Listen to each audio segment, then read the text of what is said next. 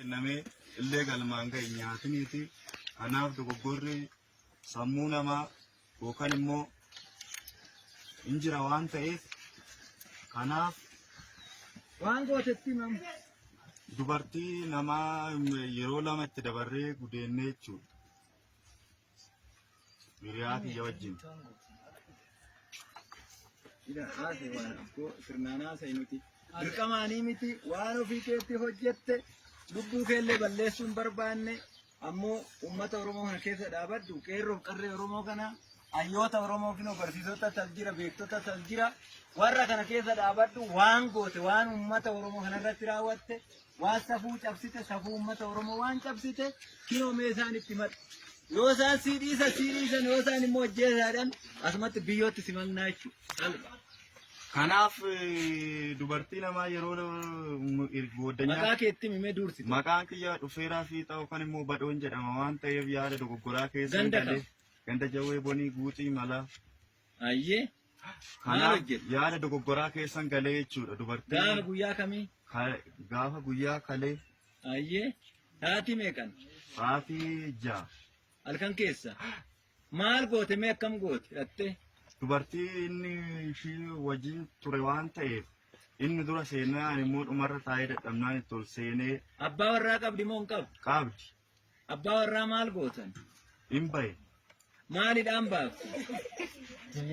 Inni rasaasa qaba ani immoo harka duwwaa. Qawweedha sodaachiftanii baafta. Inni qawweedhaan alatte egaati immoo maal goota? Nan gudeeti. Hin gudeedde ayyee maqaa ishee eenyu jedhama? Dhiisi. Okkee dhiisi. Ati mee itti fufi mee?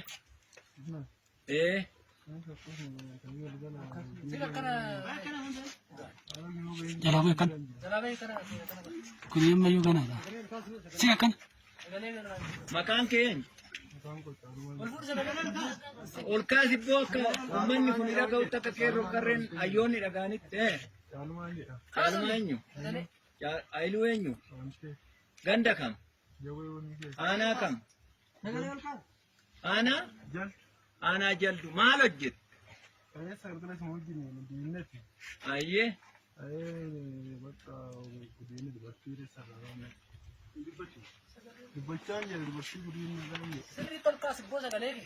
Dabareetti dabartanii gudeeddani?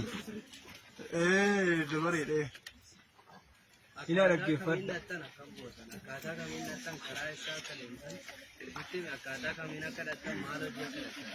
Maal hojjechuu dhaqxamme? Hojii jarree wayii qabnee dheessee achirraa namicha dura biyyi wayii qaba isaatti gosa. Ayyee. Ayyee suma malee waan goone waan booddeettan. Tillachuu yaa gudeedda. Mana sana akkamitti cabsitanii seentammoo baneettanii moo akkamitti bansiifta? Baneen nama bana. Ayyee. Isa booda isaan maal jettanii? Isaan isin barbaadan taatee inni karamaan jenne. Ayyee. Kano. Eenyu dursee gudeeti? Dursaa dhaqee isuma aanuma. Si. Lammeessoo isa gudeede? Inni qawweedhaan isa eega? Inni qawweedhaan eega salatti ishee. Mee ati immoo kootti mee akkana bahe? Ati immoo waan hojjettee mime? Halkan annoo fakkaannee beessannaan qaama barnoo abaawoodha jedhaatee annoo dhaannaan. Nama meeqasi? Nama torba. Maqaan kee eenyu? Bojaadha. Bojaa eenyu? Bojaa Faaraasi. Ganda kam? Sariitii Dhanqoo.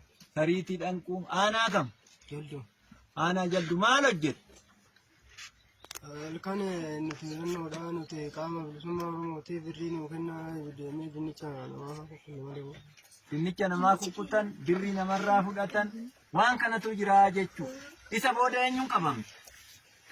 Isa booda isaan kana faana qabne. Waraana bilisummaa Oromoo siin qabe.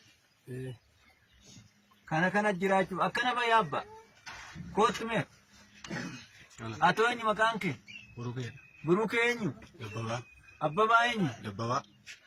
Dabbabaa eenyu? Alamuu. Mee waan hojjette himi? Kanuma tokko nama torba taanee kumtaala namaa tarsaanii balbala namaa qoqqoodne. Gaafa guyyaa kamii? Guyyaa isaa Qidaamedha yaadadha. Ji'a kam keessa? Juma kana keessa. Ji'a kana keessa. Eenyu irratti raawwatta? Masnee margaan jedhamu fi dalasaan jedhama. Masfinee margaaf dalasaa kan jedhamu. Eh, Kumtaala isaa jalaa kukkutan nuti qaama abaa'oo teeftaniin eh, kana jira jechuudha uummata Oromoo laala. Hubadda. Yaa rakkanne uummata Oromoo waliin rakkanne irra nuti. Hattuu wajjinis rakkanne, uummata Oromoo wajjinis rakkanne, mootummaa hattuu kana waliinis rakkanne jechuudha. Waan mootummaa hattuu kanarraa dhaalte isa dalagaa jirti jechuudha kunillee. Kanaaf amma murteen kan keessan hin ajjeefne moo gorsinee gadhiif?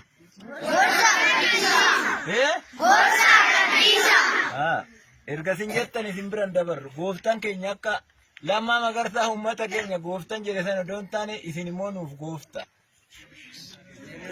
Lakki akkasii miti. Kanaaf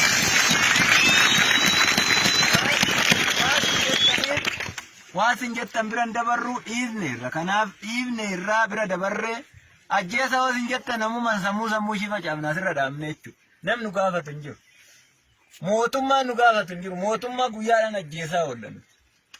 Waan nu barbaaduuf. Kanaaf ijoolleen kun naamusa waraana bilisummaa Oromoollee hin dhorkan. Barsiisota hayyoota keenya kanallee sinii karaa deemu osoo isin argatanii waanuma kana isin irratti raawwataa jechuudha. Barsiisas haa ta'u, barsiiftus haa ta'u, ammoo waan qaama waraana bilisummaa Oromoo fakkaatee isinii bilbilu waanuma tokkollee hin dhaga'ina. Yoo yakka qabaatte barsiisaa yakka godhu hin jiru dhiiroo. Yoo yakka qabaatte nuti yakka keetiin guyyaa waamnee si gaafata. Waan halkasitti seennuuf hin jiru. Ammoo waan akkanaa hubadda. Maatii keessanillee galaata hubachiisa. Kanaan booda namni tokko halkan bilbilee warri kee qaama seeraa ta'ee mootummaa kanaa dalagaa ture yookiin qawwee mootummaa kanatti galcheen ala yoo taate waraanni kun waan dhaqee gaafatullee hin qabu waan isatti reebee balbala isatti reebee birrii iddoo kanaa naa kaa'e maal jedhullee sodaa maaliif birrii iddoo kanaa kaa'e jennaan uummata nama hidhannoo hin qabne dhiisi mootummaa hidhannoo qabuyyuu walakkaa isaa deemne biyyootti isa makaa ollaa jechuudha. Sodaa uummata Oromoo malee sodaa mootummaa hin qabnu nuti. Yoo nuti 1000 irraa wareegamne 5 yookiin 10 irraa wareegamaa jechuudha. Wareegamaan manaa baane immoo wareegamne uummata Oromoo bilisa baasuuf manaa baane jechuudha. Barsiisaa keenya kabaja dhabe, barsiiftuu keenya kabaja dhabe, barattoota keenya kabaja dhabe, qeerroof qarree keenya bakka arganitti ajjeesuu manaa gadi baane haariidhaan malee jiruuf jireenya keenya godhachuu wallaallatu miti. Har'allee kaayyoo uummata Oromoo kana karaatti hambisuudhaaf gantoonni fi hattoonni bifa mootummaa qindeeffate kanaan gadi baatee uummata Oromoo nu jalaa gudeedaa ajjeesaa jirti jechuudha. Nuti safuu uummata Oromoo beenna, safuu cabellee deebisuuf deemna. Waan maatii uummata Oromoo gudeennuu qabnu akkasitti nu hubadhaa.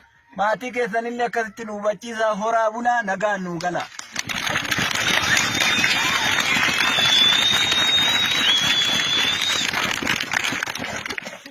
Galaa kanarra hiriira walitti niyyinaa